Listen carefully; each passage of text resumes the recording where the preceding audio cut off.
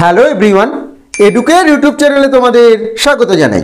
আমাদের আজকের আলোচনার বিষয় হলো নবম শ্রেণীর থার্ড ইউনিট টেস্ট ইতিহাসের সম্পূর্ণ সাজেশন। অর্থাৎ আজকের ভিডিওর মাধ্যমে আমি তোমাদের নবম শ্রেণীর থার্ড ইউনিট টেস্টের ইতিহাসের সিলেবাসের অন্তর্গত যে সমস্ত অধ্যায়গুলি পরীক্ষা হবে তার সমস্ত ইম্পর্টেন্ট প্রশ্নগুলি তোমাদের বলে দেব। যেহেতু তোমাদের থার্ড ইউনিট টেস্টে তোমাদের সমগ্র ইতিহাস বই অর্থাৎ তোমাদের 7টি চ্যাপ্টারই পরীক্ষা হবে, তাই এই ভিডিওর মাধ্যমে তোমাদের এই 7টি চ্যাপ্টারের প্রশ্নই আমি বলে দেবো। তাই ভিডিওটা কিন্তু কিছুটা বড় হবে, তোমরা কিন্তু ধৈর্য ধরে মনোযোগ সহকারে সমস্ত ভিডিওটি দেখো, এতে কিন্তু তোমাদেরই লাভ হবে। প্রথমে আমি তোমাদের নতুন যে অধ্যায় দুটি পরীক্ষা হবে অর্থাৎ ষষ্ঠ এবং সপ্তম অধ্যায়, এগুলির প্রশ্নগুলি ইম্পর্টেন্ট বলে দেবো, তারপরে বাকি অধ্যায়গুলি তোমাদের বলে দেবো। তোমাদের এর মধ্যে তোমাদের স্কুলে যদি কোনো অধ্যায় বাদ দিয়ে থাকে বা তোমাদের পরীক্ষা না হয়ে থাকে তাহলে সেই অধ্যায়ের প্রশ্নের অংশটুকু তোমরা স্কিপ করে যেতে পারো। তবে ভিডিওটি প্রথম থেকে শেষ অবধি মনোযোগ সহকারে দেখো, এতে কিন্তু তোমাদেরই উপকার হবে। এবং আজকে আমি যে প্রশ্নগুলি তোমাদের বলে দেবো এই প্রশ্নগুলির মধ্যেই কিন্তু তোমরা তোমাদের থার্ড ইউনিট টেস্ট পরীক্ষায় 100% কমন পেয়ে যাবে। তাই অত্যন্ত মনোযোগ সহকারে এই ভিডিওটি প্রথম থেকে দেখো। এবং তোমাদের আমি অলরেডি বাংলা সাজেশন অর্থাৎ নবম শ্রেণীর থার্ড ইউনিট টেস্টের বাংলার সম্পূর্ণ সাজেশন দিয়ে দিয়েছি একটি ভিডিওর মাধ্যমে। সেই ভিডিওর লিঙ্ক আমি ডেসক্রিপশন বক্সে দিয়ে দিচ্ছি, তোমরা এই ভিডিও শেষে গিয়ে অবশ্যই সেই ভিডিওটি দেখে নিও, তাহলে কিন্তু বাংলা নিয়ে তোমাদের আর কোনো সমস্যা থাকবে না। তো চলো শুরু করা যাক আজকের ভিডিওটি। নবম শ্রেণীর থার্ড ইউনিট টেস্ট ইতিহাসের প্রথম যে অধ্যায়টির প্রশ্নগুলি আলোচনা করা হবে সেটি হলো চ্যাপ্টার 6 অর্থাৎ দ্বিতীয় বিশ্বযুদ্ধ ও তারপর। প্রথমে 6 নম্বর এবং 7 নম্বর অধ্যায়ের সমস্ত প্রশ্নগুলি বলে দিচ্ছি, তারপরে বাকিগুলো তোমাদের বলে দেবো। তোমরা ভিডিওটি মনোযোগ সহকারে দেখো। দ্বিতীয় বিশ্বযুদ্ধ ও তারপর এই অধ্যায়টির ইম্পর্টেন্ট 2 নম্বরের প্রশ্নগুলি প্রথমে দেখে নেওয়া যাক। 2 নম্বরের প্রশ্ন হিসেবে ইম্পর্টেন্ট হলো প্রথম প্রশ্ন, রুশ জার্মান অনাক্রমণ চুক্তি কি? এই চুক্তির শর্ত কি ছিল? দ্বিতীয় কোয়েশ্চেন, ইঙ্গো ফরাসি শক্তির তোষণ নীতি বলতে কি বোঝো? 3 নাম্বার, কবে কাদের মধ্যে মিউনিক চুক্তি স্বাক্ষরিত হয়?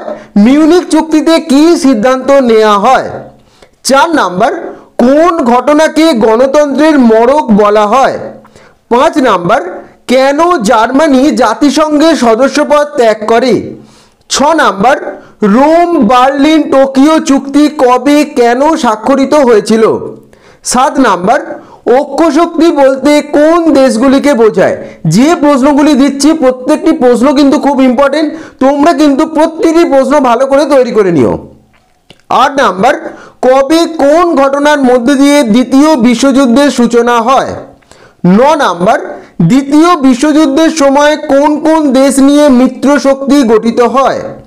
10 নাম্বার, আশ্চর্যজনক নিষ্কৃতি কি? 11 নাম্বার, দ্বিতীয় বিশ্বযুদ্ধের প্রথম দিকে আমেরিকার কি ভূমিকা ছিল? 12 নাম্বার, ক্যাশ অ্যান্ড ক্যারি নীতি কি? 13 নাম্বার, দ্বিতীয় বিশ্বযুদ্ধের সময় কবে কোথায় পারমাণবিক বোমা বিস্ফোরণ হয়? এই 2 নম্বরের প্রশ্নগুলি কিন্তু ভালো করে করো, এখান থেকে কিন্তু অনেক 1 নম্বরের শর্ট প্রশ্নও তোমরা কমন পেয়ে যাবে। 14 নাম্বার, পার্ল হারবারের ঘটনা কি? 15 নাম্বার, দ্বিতীয় বিশ্বযুদ্ধে অক্ষশক্তির পরাজয়ের কয়েকটি কারণ লেখো। 16 নাম্বার, জার্মানি কখন সোভিয়েত ইউনিয়নকে আক্রমণ করেছিল? 17 নাম্বার, হিটলারের রাশিয়া আক্রমণের কারণ কি? 18 নাম্বার, দ্বিতীয় বিশ্বযুদ্ধে আমেরিকার সঙ্গে জার্মানির বিরোধের কারণ কি ছিল? 19 নাম্বার, আন্ড্রা কি? 20 নাম্বার, মার্শাল পরিকল্পনা কি? 21 নাম্বার, ট্রুম্যান নীতি কি? 22 নাম্বার, ঠান্ডা লড়াই কি? 23, ন্যাটো কি? 24, দ্বিতীয় বিশ্বযুদ্ধে ব্যবহৃত দুটি মরণাস্ত্রের নাম লেখো। এবং 25 নাম্বার, উগ্র জাতীয়তাবাদ ও আন্তর্জাতিকতাবাদের মধ্যে পার্থক্য লেখো। দ্বিতীয় বিশ্বযুদ্ধ অধ্যায় থেকে এই 25টি 2 নম্বরের প্রশ্ন অবশ্যই কিন্তু তোমরা করে রেখো, এখান থেকে 1 নম্বরের এমসিকিউ এবং এসএকিউ প্রশ্ন অনেক কমন পেয়ে যাবে। এবার এই অধ্যায় থেকে যে সমস্ত 4 নম্বরের প্রশ্নগুলি তোমরা দেখে রাখবে সেগুলি হলো, প্রথম প্রশ্ন, ইটালি কর্তৃক অ্যাবিসিনিয়া আক্রমণের উদ্দেশ্য বা কারণগুলি কি ছিল? 2 নাম্বার, জার্মানি কর্তৃক পোল্যান্ড আক্রমণের প্রেক্ষাপট আলোচনা করো। 3 নাম্বার, রোম বার্লিন টোকিও অক্ষ চুক্তি সম্পর্কে আলোচনা করো। 4 নাম্বার, টিকা লেখো মিউনিক চুক্তি এবং রুশ জার্মান অনাক্রমণ চুক্তি। 5 নাম্বার, হিটলার কর্তৃক রাশিয়া আক্রমণ সম্পর্কে আলোচনা করো। 6 নাম্বার স্ট্যালিনগ্রাড ও লেনিনগ্রাডের লড়াই বলতে কি বোঝো? 7 নাম্বার দ্বিতীয় বিশ্বযুদ্ধে আমেরিকার ভূমিকা কি ছিল? 8 নাম্বার পার্ল হারবারের ঘটনা কি? 9 নাম্বার ডি ডে বা মুক্তি দিবস কি? 10 নাম্বার দ্বিতীয় বিশ্বযুদ্ধে মিত্রশক্তির কাছে ঐক্যশক্তির পরাজয়ের কারণ কি ছিল? এবং 11 নাম্বার দ্বিতীয় বিশ্বযুদ্ধের বিশ্বজনীনতার পরিচয় দাও। এই 11টি প্রশ্ন অবশ্যই কিন্তু তোমরা 4 নম্বরের প্রশ্ন হিসাবে করে রাখবে।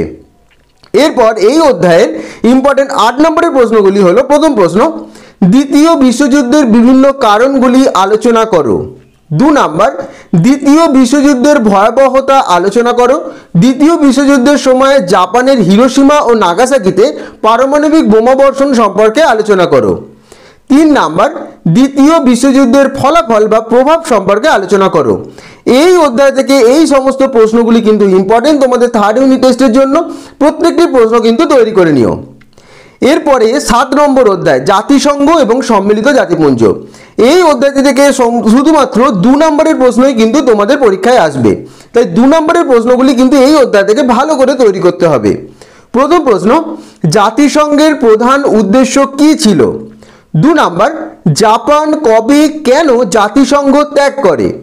3 নাম্বার জাতিসংঘের প্রতিষ্ঠায় উইলসনের 14 দফা শর্তের ভূমিকা কি ছিল? 4 নাম্বার কতগুলি সদস্য দেশ নিয়ে জাতিসংঘ যাত্রা শুরু করেছিল? জাতিসংঘ কটি মুখ্য অঙ্গ বা সংস্থা নিয়ে গঠিত ছিল? 5 নাম্বার জাতিসংঘের একটি প্রধান দুর্বলতা উল্লেখ করো। 6 নাম্বার লিগ কভেন্যান্ট কি? 7 নাম্বার লিগ অব নেশনসের অঙ্গগুলি কি কি? 8 নাম্বার লন্ডন ঘোষণাপত্র কি? 9 নাম্বার আটলান্টিক চার্টার কি? 10 নাম্বার সম্মিলিত জাতিপুঞ্জের ঘোষণাপত্র বা রাষ্ট্রসংঘের ঘোষণাপত্র কি? 11 নাম্বার সম্মিলিত জাতিপুঞ্জের মূল নীতিগুলি কি কি? 12 নাম্বার জাতিপুঞ্জের নিরাপত্তা পরিষদের প্রধান কাজ কি? 13 নাম্বার সম্মিলিত জাতিপুঞ্জ বা রাষ্ট্রসংঘ কবে ঘোষিত হয়েছিল? এর উদ্যোক্তা কে কে ছিলেন? 14 নাম্বার জাতিপুঞ্জ বা ইউএনওর অন্তর্ভুক্ত সংস্থাগুলির নাম লেখো। 15 নাম্বার জাতিপুঞ্জের মহাসচিবের কাজ কি? 16 নাম্বার ভেটো কি? এবং 17 নাম্বার FAO ও WHOর পুরো নাম কি? এই 2 নম্বরের প্রশ্নগুলো জাতিসংঘ এবং সম্মিলিত জাতিপুঞ্জ অধ্যায় থেকে কিন্তু অবশ্যই করে রেখো, কারণ এই অধ্যায় থেকে যেহেতু শুধুমাত্র 2 নম্বরের প্রশ্নই পরীক্ষায় আসবে, তাই কিন্তু এখান থেকে বেশিরভাগ প্রশ্ন আসার চান্স সব থেকে বেশি। তাই এই প্রশ্নগুলির মধ্যে অর্থাৎ 17টি প্রশ্নের মধ্যে কোনো প্রশ্ন কিন্তু বাদ দিও না। এরপর চ্যাপ্টার 5 বিংশ শতকে ইউরোপ। এই অধ্যায়টির ইম্পর্টেন্ট 2 নম্বরের প্রশ্নগুলি প্রথমে দেখে নেওয়া যাক। এই অধ্যায়টির ইম্পর্টেন্ট 2 নম্বরের প্রশ্নগুলি হলো, প্রথম প্রশ্ন, কাকে এবং কেন আধুনিক রাশিয়ার জনক বলা হয়? 2 নাম্বার নারদনিক আন্দোলন কি? 3 নাম্বার 1861 খ্রিস্টাব্দে ভূমিদাসদের মুক্তির ঘোষণাপত্রে কি বলা হয়েছিল? 4 নাম্বার কেন 1905 খ্রিস্টাব্দের বিপ্লবকে 1917 খ্রিস্টাব্দের রুশ বিপ্লবের মহড়া বলা হয়? 5 নাম্বার রক্তাক্ত রবিবার কি? 6 নাম্বার এপ্রিল থিসিস কি? 7 নাম্বার বলশেভিক দল কিভাবে রাশিয়ায় রাষ্ট্র ক্ষমতা দখল করে, অথবা নভেম্বর বিপ্লব বলতে কি বোঝো? 8 নাম্বার NEP অর্থাৎ নিউ ইকোনমিক পলিসি কি? 9 নাম্বার কেরেনস্কি সরকারের পতনের কারণ কি? 10 নাম্বার সোভিয়েত রাশিয়ায় কখন দ্বৈত শাসন শুরু হয়? 11 নাম্বার রুশ বিপ্লবের 2টি সামাজিক প্রভাব লেখো। 12 নাম্বার প্রথম বিশ্বযুদ্ধকে কেন সর্বাত্মক যুদ্ধ বলা হয়? 13 নাম্বার সশস্ত্র শান্তির যুগ কোন সময়কালকে বলা হয় এবং কেন? 14 নাম্বার প্রথম বিশ্বযুদ্ধের কয়েকটি ফলাফল লেখো। 15 নাম্বার 14 দফা নীতি কি? 16 নাম্বার পুলিশ করিডর কি? 17 নাম্বার ভার্সাই সন্ধির 2টি শর্ত উল্লেখ করো। 18 নাম্বার অর্থনৈতিক মহামন্দা বলতে কি বোঝো? 19 নাম্বার কালো বৃহস্পতিবার ও কালো মঙ্গলবার কি? 20 নাম্বার হুভার মরাটোরিয়াম কি? 21 নাম্বার 14 দফা নীতি কে কবে কি উদ্দেশ্যে ঘোষণা করেন? এই 2 নম্বরের প্রশ্নগুলি কিন্তু ইম্পর্টেন্ট, প্রত্যেকটি প্রশ্ন কিন্তু অবশ্যই তোমরা করে নিও। 22 নাম্বার ভাইমার সরকার কি? 23 নাম্বার ফ্যাসিবাদ ও ন্যাৎসিবাদ কি? 24 নাম্বার স্পেনের গৃহযুদ্ধের সময় ব্রিটিশ ও ফরাসি প্রধানমন্ত্রী কারা ছিলেন? 25 নাম্বার হিটলার কবে কার সঙ্গে যুগ্মভাবে জার্মান চ্যান্সেলর নিযুক্ত হন? এই 25টি প্রশ্ন অবশ্যই 2 নম্বরের প্রশ্ন হিসেবে এই অধ্যায় থেকে করে নিও। এরপর এই অধ্যায়টির ইম্পর্টেন্ট 4 নম্বরের প্রশ্নগুলি দেখে নেওয়া যাক। 4 নম্বরের প্রশ্ন হিসেবে ইম্পর্টেন্ট হলো প্রথম প্রশ্ন, রক্তাক্ত রবিবার সম্পর্কে কি জানো? 2 নাম্বার রুশ বা নভেম্বর বা বলশেভিক বিপ্লবের সামাজিক বা অর্থনৈতিক বা রাজনৈতিক কারণগুলি লেখো। 3 নাম্বার 1917 খ্রিস্টাব্দে রাশিয়াতে মার্চ বিপ্লব সম্বন্ধে লেখো।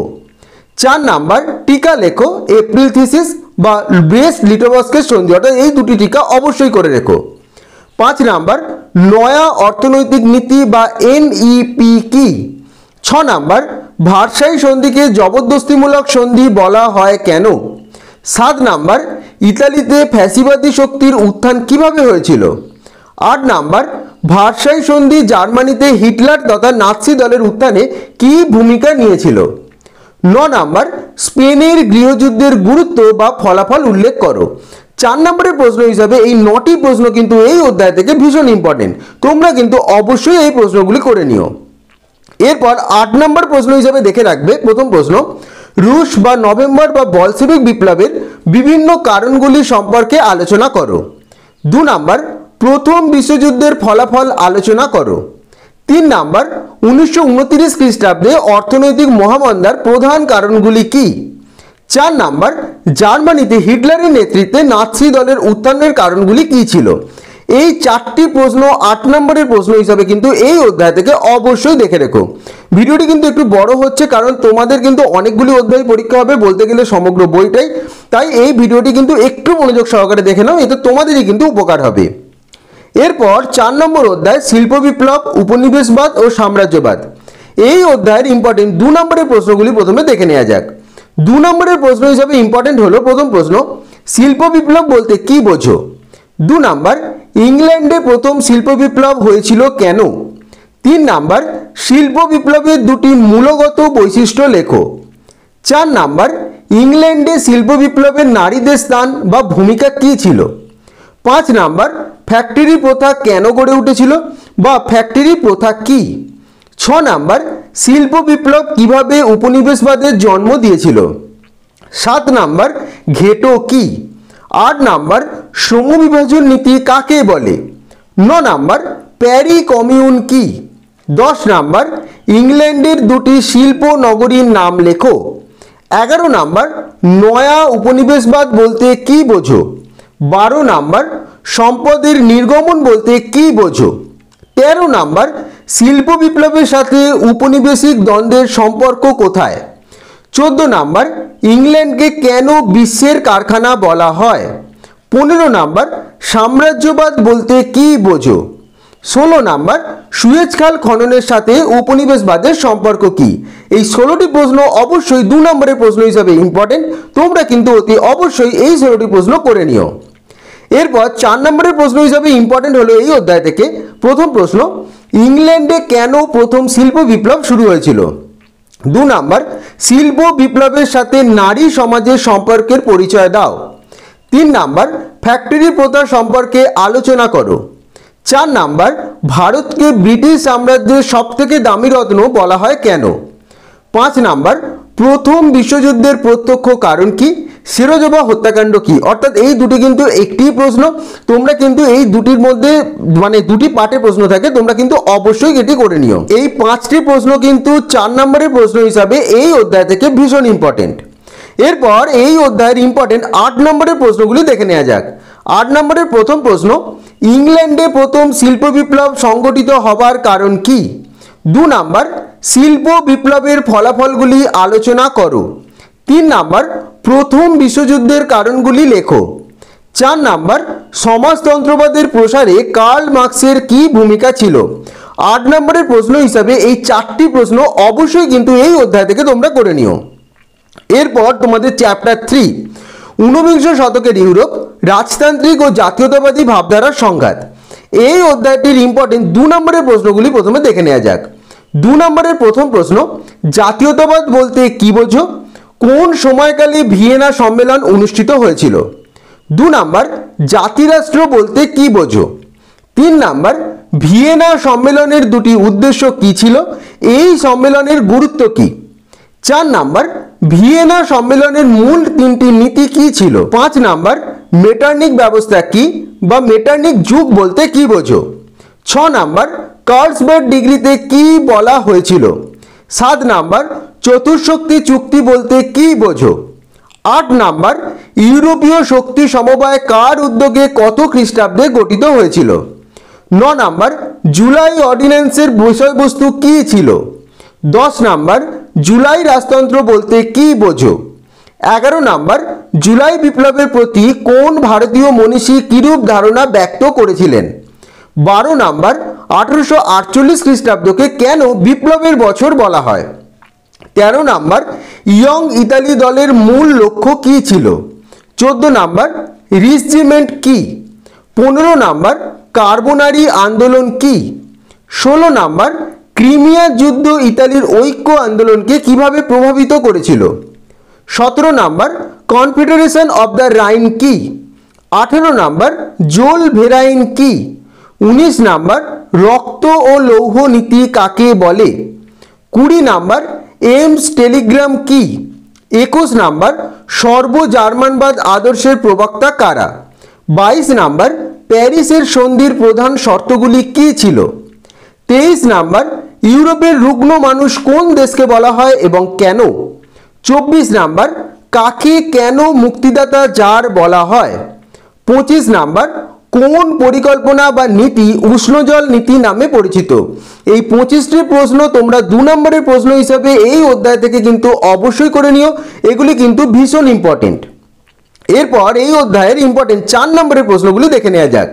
4 নম্বরের প্রথম প্রশ্ন, ভিয়েনা সম্মেলনের নীতিগুলি কি ফরাসি বিপ্লবের আদর্শ বজায় রাখতে পেরেছিল? 2 নম্বর, টিকা লেখো মেটার্নিক ব্যবস্থা। 3 নম্বর, মেটার্নিক তন্ত্রের পতনের কারণগুলি কি ছিল? 4 নম্বর, ফ্রান্সে 1830 সালের জুলাই বিপ্লবের কারণগুলি কি কি? 5 নম্বর, ফ্রান্সে 1848 সালের ফেব্রুয়ারি বিপ্লবের কারণগুলি লেখো। 6 নম্বর, ইতালির ঐক্য আন্দোলনে ক্যাভুরের ভূমিকা লেখো। 7 নম্বর, সর্ব জার্মানবাদ সম্পর্কে আলোচনা করো। 8 নম্বর, বিসমার্কের রক্ত ও লৌহ নীতি সম্পর্কে আলোচনা করো।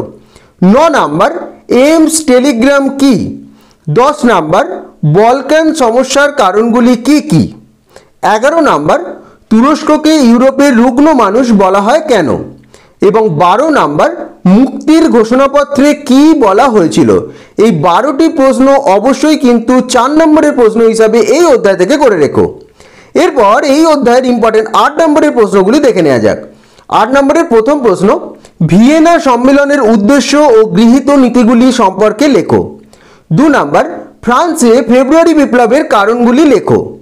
3 নম্বর, জার্মানির ঐক্য আন্দোলনে বিসমার্কের ভূমিকা আলোচনা করো। 4 নম্বর, ক্রিমিয়া যুদ্ধের কারণ ও ফলাফল বর্ণনা করো। এই 4টি প্রশ্ন এই অধ্যায় থেকে 8 নম্বরের প্রশ্ন হিসাবে খুব ইম্পর্টেন্ট, অবশ্যই কিন্তু করে রেখো। এরপর চ্যাপ্টার 2, বিপ্লবী আদর্শ, নেপোলিয়নীয় সাম্রাজ্য ও জাতীয়তাবাদ। এই অধ্যায়টির ইম্পর্টেন্ট 2 নম্বরের প্রশ্নগুলি হলো, প্রথম প্রশ্ন, সিজালপাইন প্রজাতন্ত্র কি? 2 নম্বর, কনসুলেট ও ডাইরেক্টরি শাসনের মধ্যে দুটি সাদৃশ্য লেখো। 3 নম্বর, কোড নেপোলিয়নের কি গুরুত্ব বা কোড নেপোলিয়ন কি, এর গুরুত্ব কি? 4 নম্বর, নেপোলিয়নের অভ্যন্তরীণ সংস্কারের উদ্দেশ্য লেখো। 5 নম্বর, নেপোলিয়নের আইন সংহিতায় বা কোড নেপোলিয়নে কতগুলি বিধি ও কতগুলি ভাগ ছিল? 6 নম্বর, ব্যাংক অফ ফ্রান্স কে কত খ্রিস্টাব্দে গঠন করেন? 7 নম্বর, লিজিয়ন অফ অনার কি? 8 নম্বর, নেপোলিয়নকে বিপ্লবের সন্তান বলা হয় কেন? 9 নম্বর, কনফেডারেশন অব দ্য রাইন কি, এর প্রতিষ্ঠাতা কে? 10 নম্বর, গ্র্যান্ড ডাচি অফ ওয়ার্স কি? 11 নম্বর, মহাদেশীয় ব্যবস্থা বলতে কি বোঝো, এটি কেন ব্যর্থ হয়েছিল? 12 নম্বর, বার্লিন ডিক্রিতে কি বলা হয়? 13 নাম্বার নেপোলিয়নের গ্র্যান্ড আর্মি কি? 14 নাম্বার পোড়ামাটি নীতি কি? 15 নাম্বার স্পেনীয় ক্ষত কি? 16 নাম্বার শত দিবসের রাজত্ব কি? এবং 17 নাম্বার কবে কাদের মধ্যে ওয়াটারলুর যুদ্ধ সংগঠিত হয়? এই যুদ্ধে পরিণতি কি হয়েছিল? এই 17টি প্রশ্ন অবশ্যই 2 নম্বরের প্রশ্ন হিসাবে এই অধ্যায় থেকে করে নিও। এবার এই অধ্যায়টির ইম্পর্টেন্ট 4 নম্বরের প্রশ্নগুলি দেখে নেওয়া যাক। প্রথম প্রশ্ন, টিকা লেখো কোড নেপোলিয়ন। 2 নাম্বার নেপোলিয়নের সাথে ফরাসি বিপ্লবের আদর্শের কিরূপ সংঘাত দেখা দেয়? 3 নাম্বার ট্রাফালগারের যুদ্ধের কারণ উল্লেখ করো। 4 নাম্বার মহাদেশীয় ব্যবস্থা বলতে কি বোঝো? এবং 5 নাম্বার নেপোলিয়নের রাশিয়া অভিযানের তাৎপর্য ব্যাখ্যা করো। এই 5টি প্রশ্ন 4 নম্বরের প্রশ্ন হিসাবে খুব ইম্পর্টেন্ট, অবশ্যই কিন্তু করে রেখো। এরপর এই অধ্যায়টির ইম্পর্টেন্ট 8 নম্বরের প্রশ্নগুলি হলো। প্রথম প্রশ্ন, নেপোলিয়ন কিভাবে ফ্রান্সের ক্ষমতা লাভ করেন? 2 নাম্বার নেপোলিয়নের বিভিন্ন সংস্কারগুলি উল্লেখ করো। 3 নাম্বার নেপোলিয়নের পতনের কারণ সম্পর্কে আলোচনা করো। এই 3টি প্রশ্ন 8 নম্বরের প্রশ্ন হিসাবে অবশ্যই কিন্তু করে রেখো। এরপর প্রথম অধ্যায় তোমাদের চ্যাপ্টার 1 ফরাসি বিপ্লবের কয়েকটি দিক। এই অধ্যায়টির 2 নম্বরের ইম্পর্টেন্ট প্রশ্নগুলি হলো অসিয়ার রেজিম কি? 2 নাম্বার টাইট ও করবি কোন ধরনের কর? 3 নাম্বার লেতার দ্য ক্যাসে কি? 4 নাম্বার ফ্রান্সকে রাজনৈতিক কারাগার বলা হয় কেন? 5 নাম্বার ফ্রান্সকে কে কেন ভ্রান্ত অর্থনীতির জাদুঘর বলেছেন? 6 নাম্বার ফরাসি বিপ্লবের প্রাককালে লবণকর ও ধর্মকরের নাম কি?